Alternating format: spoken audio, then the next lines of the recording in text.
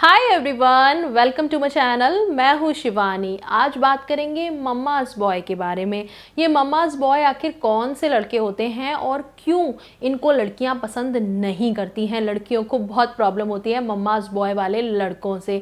तो आज हम इसी के ऊपर बात करने वाले हैं। वीडियो को देखिएगा एंड तक। पसंद आए तो क्या करना है, लाइक करना है और शेयर भी करना है। और मेरे चैनल पे अभी तक आपने सब्सक्राइब नहीं किया है तो भाई किस बात का इंतज़ार कर रहे हैं, आप जल्दी से सब्सक्राइब करिए और बेल आइकन को भी ज़रूर से दबाइए ताकि आप मेरे सारे वीडियोस ऐसे ही देखते रहो। आइए शुरू करते हैं आज का वीडियो। Let's get started. सबसे पहले बात करते हैं कि मम्माज बॉय आखिर होते कौन हैं और किन लड़कों को इस कैटेगरी में डाला जाता है। क्या वो लड़के जो अपनी मम्मी से बहुत बहुत बहुत प्यार करें या बहुत ज़्यादा उनकी रिस्पेक्ट करें? तो नहीं, ऐसा बिल्कुल भी नहीं है। वो तो सब ही करते हैं और ये बहुत नेचुरल भी है। मम्मी से कौन प्यार नहीं करता? आई थिंक ये तो लड़कियां भी करती हैं ना। लड़कों को इस कैटेगरी में तब डाला जाता है जब उनका पूरा रिमोट कंट्रोल उनकी मम्मी के हाथ में रहता है। मम्मी कहेंगी हाँ तो हाँ, ना कहेंगी तो ना। मम्मी के कहने से खाएंगे, मम्मी के कहने से पिएंगे, मम्मी के कहने से ही कहीं जाएंगे, मम्मी ने मना कर दिया तो नहीं जाएंगे। सब कुछ मम्मी के कहने से ही होता है उनकी लाइफ में। तो ऐसे लड़कों को मम्माज बॉय कहते हैं। और ऐसे लड़कों को आखिर लड़कियां पसंद क्यों नहीं करती हैं, आइए उस पर बात करते हैं। सबसे पहला रीज़न तो ये है कि कोई इंडिपेंडेंस नहीं होता एज अ कपल उनकी लाइफ में।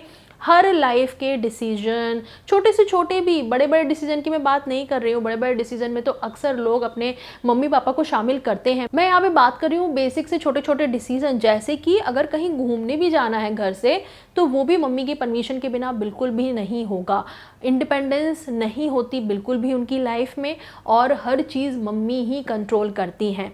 बहुत सारी लड़कियां शादी से पहले अपने मम्मी पापा से पूछ के अपने हर काम करती हैं, बहुत ज़्यादा रिस्ट्रिक्शन में रहती हैं और कहीं ना कहीं उनकी लाइफ में ये चीज़ रहती है कि यार एक बार शादी हो गई तो फिर तो हम अपनी मनमर्जी के मालिक हैं, अपनी मर्जी से सब करेंगे, अपने घर को अपने तरीके से रखेंगे, अपने तरीके से लगाएंगे। लेकिन शादी के बाद पता चल रहा है कि नहीं जी, यहाँ पे तो और ज़्यादा रिस्ट्रिक्शन है, क्योंकि अपनी मम्मी से तो फिर भी खुल के दो बातें कह लो, लड़के की मम्मी से तो वो भी नहीं कर सकते। और कोई इंडिपेंडेंस नहीं है, बल्कि बहुत ज़्यादा आपको भी हर चीज़ पूछ के परमिशन लेके ही करनी पड़ रही है।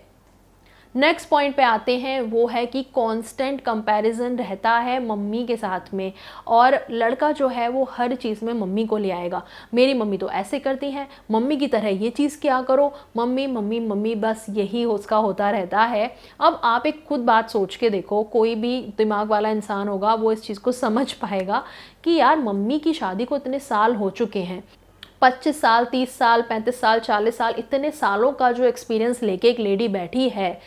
और एक ऐसी लड़की जो उम्र में भी इतनी कम है, उम्र का तो फ़र्क है ही क्योंकि ज़िंदगी के साथ हम बहुत चीज़ें सीखते हैं, तो उसका भी फ़र्क है। दूसरा, शादी को भी तो अभी नया नया टाइम है, या तो शादी अभी हुई नहीं होगी, नई नई हुई होगी, या कुछ साल ही हुए होंगे। उसका कंपैरिजन आप एक ऐसी लेडी से कर रहे हो जो कि इतने साल गुजार चुकी है। इतने सालों में उसने कितना कुछ सीखा होगा, रिश्तेदारों को हैंडल करना, घर की सिचुएशंस को हैंडल करना, पति को, बच्चों को, हर चीज़ का एक्सपीरियंस लेके वो बैठी है।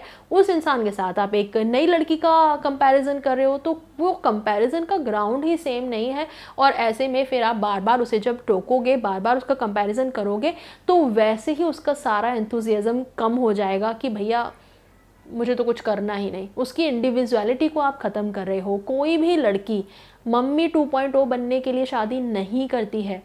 वो जब आती है शादी करके, मैं मानती हूँ कि शादी के बाद हर लड़की को थोड़ा बहुत ससुराल के हिसाब से चेंज अपने आप को करना पड़ता है। ससुराल के तौर तरीके सीखने पड़ते हैं, वहाँ पे किस तरीके से चीज़ें होती हैं उसे सीखना पड़ता है। लेकिन अपनी इंडिविजुअलिटी को थोड़ी ना वो बिल्कुल ख़त्म कर देगी। उसने जैसे चीज़ें सीखी हैं बचपन से, बिल्कुल उसको आप बोलते हो कि वो सब भूल जा और मेरी मम्मी के जैसे मम्मी की 2.0 डुप्लीकेट बन जा, ऐसे तो नहीं होता है ना। उसकी अपनी एक पहचान है, अपनी सोच है, अपनी इंडिविजुअलिटी है। तो यहाँ पे भी बहुत ज़्यादा दिक्कत आती है। तीसरी चीज़ होती है प्राइवेसी इशू। ये जो लड़के होते हैं ना, ये वाले मम्माज बॉय, ये हर चीज़ जाके अपनी मम्मी को बताते हैं। मतलब कई बार ऐसी चीज़ें होती हैं जो हस्बैंड वाइफ के बीच में रहनी चाहिए। वाइफ जो है वो एक्सपेक्ट करती है आपसे कि ये हमारे बीच की बात रहे। वाइफ की कुछ एम्बैरेसिंग बात होगी या फिर उसके मायके की कुछ बात होगी जो वो आपको बता रही है, एक अपने लाइफ पार्टनर के साथ वो चीज़ें शेयर कर रही है और आपने जाके मम्मी को बता दी। उसको कितना बड़ा झटका लगेगा, कितना बिट्रेयल फील होगा। आपके ऊपर वो ट्रस्ट नहीं कर पाएगी छोटी छोटी चीज़ों के लिए भी कि ये तो जाके मम्मी को बता देगा। और जब ट्रस्ट इशू इतनी छोटी छोटी चीज़ों को लेके ही उत्पन्न होते रहेंगे आप दोनों के बीच में, उत्पन्न कितना बड़ा हैवी वर्ड बोला है मैंने, तो जब आपके बीच में ये इश्यूज रहेंगे ट्रस्ट वाले और आप हर चीज़ मम्मी के साथ जाके शेयर कर दोगे, तो ऐसे में वाइफ आपके साथ ओपन हो ही नहीं पाएगी और आप दोनों के बीच में जो कंफर्ट लेवल होना चाहिए वो कभी बन ही नहीं पाएगा।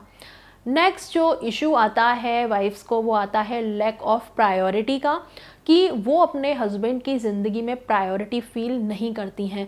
हर लड़की की ये डिमांड होती है कि मेरा हस्बैंड मुझे प्रायोरिटी दे। अब इसका मतलब ये नहीं होता कि अगर मैं शादी करके आई हूँ तो बाकी सबको तू भूल जा, जहाँ मम्मी पापा का आपका जगह था उसको आप चेंज करके वाइफ को वहाँ बिठा दो, नहीं। लेकिन अपनी लाइफ में एक थोड़ी सी इम्पोर्टेंस और एक नई जगह बनाओ उस नए इंसान के लिए भी, क्योंकि वो एक ऐसा इंसान है जिसको आपने अपने लाइफ पार्टनर के तौर पे चुना है। एक लाइफ की आपकी जो जर्नी है उसे आप उस इंसान का हाथ पकड़ के करने वाले हो। तो अब ऐसे में जब आप उसी कोई बराबर की प्रायोरिटी नहीं दोगे और हमेशा मम्मी को लेके चलोगे उस जर्नी पे, तो फिर वो बोलेगी भैया मम्मी से ही शादी कर लेता है, या मतलब मम्मी के ही साथ रह लेता, मुझसे शादी क्यों करी या मुझको क्यों लाया, मम्मी और तुम मिलके ही आगे अपनी ज़िंदगी जी लेते। अब आप जब किसी दूसरे इंसान को लाए हो, वो भी वो ऐसा इंसान जो कि आपके ब्लड रिलेशन का नहीं है, जिसके साथ आप अपना डीएनए शेयर नहीं करते हो, जिसके साथ आप एज एन एडल्ट रिश्ते में आए हो। मम्मी पापा के साथ तो आप बचपन से चलते आ रहे हो ना, मम्मी पापा को आपका वो बहुत कुछ पता है जो उस नए इंसान को नहीं पता है। उनके साथ आपके खून के रिश्ते हैं तो नेचुरली ही उनके दिल में आपके लिए प्यार है। तो जब आप एक नए रिश्ते में हो एज एन एडल्ट, तो तब आपको शायद एक थोड़ा सा ज़्यादा स्टेप उस नए पार्टनर की तरफ बढ़ाना पड़ेगा, थोड़ा सा उससे ज़्यादा टाइम देना पड़ेगा, थोड़ी सी ज़्यादा प्रायोरिटी देनी पड़ेगी, वहाँ थोड़ा सा एफर्ट लगाना पड़ेगा इस नए रिश्ते को बनाने के लिए। और जब वो आप नहीं करोगे तो ऐसे में फिर वो रिश्ता नहीं चल पाता है और बहुत ज़्यादा प्रॉब्लम्स आती हैं। और एट द एंड मैं आपको ये बोलना चाहूँगी कि कोई आपसे ये नहीं कह रहा कि मम्मी से प्यार मत करो, मम्मी को रिस्पेक्ट मत करो, मम्मी को भूल जाओ शादी हो गई तो, नहीं। लेकिन आपकी अपनी एक इंडिविजुअलिटी होनी चाहिए, थोड़ी सी डिपेंडेंसी कम रहनी चाहिए मम्मी पे।